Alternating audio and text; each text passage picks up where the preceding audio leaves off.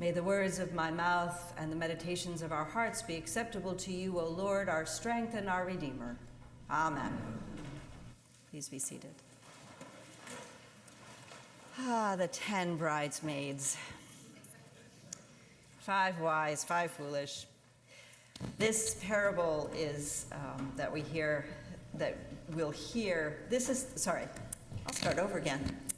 This parable is the first of 3 that we're going to hear over the next few weeks from Matthew 25. In these parables, Jesus, knowing that he will die, rise, and come again, is creating a kind of framework for his going away and not being around, and for his second coming, which, if you're like Greek, is the parousia.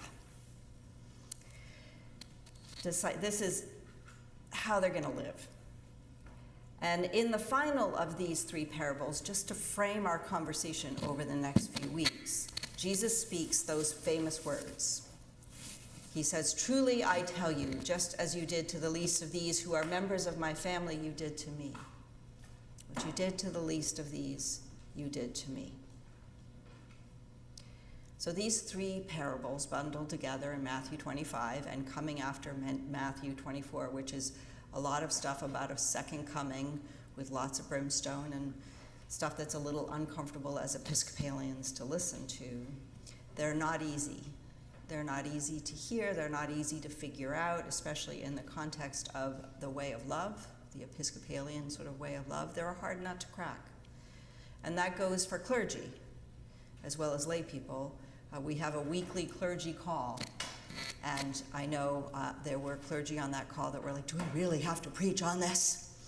And you know what the bishop said? "Yes, indeed, you do." It is our gospel, and there is good news. So we're going to find the good news in this today. The thing about these parables that makes them hard is that each one of them makes it seem like there are in people and out people, right? That there are people who do the right thing and therefore get rewarded, and people who do the wrong thing and get cast out into deep darkness or shut out. And that kind of goes against our whole inclusive diversity way of love theology in the Episcopal Church. So how do we make sense of it all? Especially in this world where everything is just so bifurcated, and we just are so expert of splitting things into good and bad and in making our own judgments. It's this kind of thing, actually, that this kind of thinking, this day of judgment, and you're going to be the goats, and you're going to be the sheep, and you're going to be, shut out, and you're going to be let in, and we know that who those people are. It was that kind of turned me away from the evangelical church that I was in as a kid, as a college student. This idea that somehow they knew who was in and who was out. I have a couple of quotes from the evangelical church, because we do seem to think that the second coming is the purview of the religious right, Christian extremists, those sort of day of judgment and blood and fire and brimstone. One of them says, so they're already sorting, they don't want Christ to come and interfere with their way of living. Another goes on to say, they love their sin so much that they don't want Christ coming. They don't want love. They don't want the good stuff. They don't want heaven. They just love their sin so much, those people over there. Another one says, when the second coming happens, the world will be ruled by God, and this is the part that gets me, and by men of God.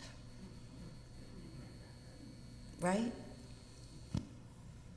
So it's uncomfortable, because it's been taken up in this sort of rhetoric of us and them, of damnation and hell, this whole concept of the second coming. It's kind of itchy. But I want us to understand that this belief as usurped as it is by these sort of black and white ways of thinking or violent ways of thinking, is actually embedded in our faith as Christians. Even as Episcopalians. It shows up in the Nicene Creed, and he shall come again to judge the living and the dead. It shows up in our Eucharistic prayers. The most one we probably know the best is Christ has died, Christ has risen, Christ will come again. And it's here in our gospel today. Not to mention the articles of religion found in the Book of Our Common Prayer. So that's all to say that it is something that we are to find the good news in. And we do have a toolbox to do that, because we have a commitment to the way of love in the Episcopal Church, in our way in the followers of Jesus. We have a commitment to inclusion and diversity, to self-examination and reason. So I suggest that as we read these parables today, including the one about the bridesmaids, that rather than view these parables through this fire and brimstone metric of that kind of second coming that benefits a limited group of people convinced that they are the only ones who are right and that they can judge who isn't right. Instead, we go to the final words of the last of the three parables. Just as you did to the least of these who are members, who are my kin, who are members of my family, you did to me. Just as you did to the least of these, you did to me.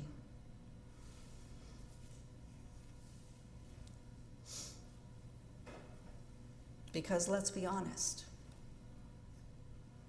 we don't know when or even how the end of time scenario that Matthew writes about will come. But what we do know is that Christ rises up again and again among the least of us, among us every day.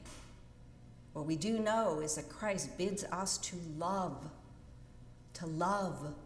above all else, to be awake and present for now, for the sake of those around us, awake to each other and awake to God's love in the world, awake and compassionate to our human vulnerabilities and open to our gifts, our own and others.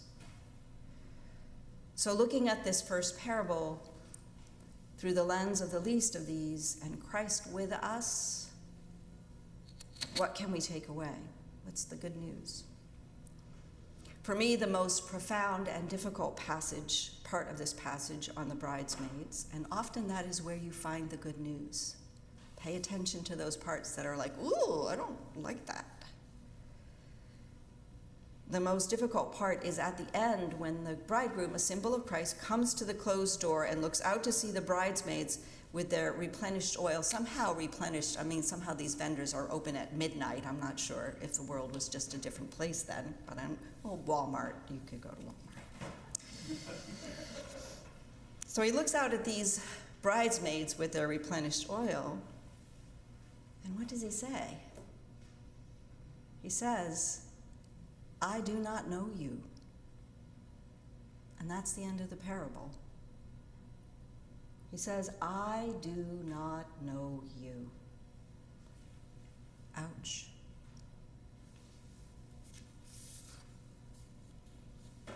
And I think perhaps they didn't know him so well either. If they did, maybe they would have known he was going to be a little bit late and they should bring some extra oil. Now, said from a perspective of a sweeping second coming of judgment and brimstone, this can come across as a deeply damning moment, right? Those ones are going to hell. Those ones are in the party. Yay.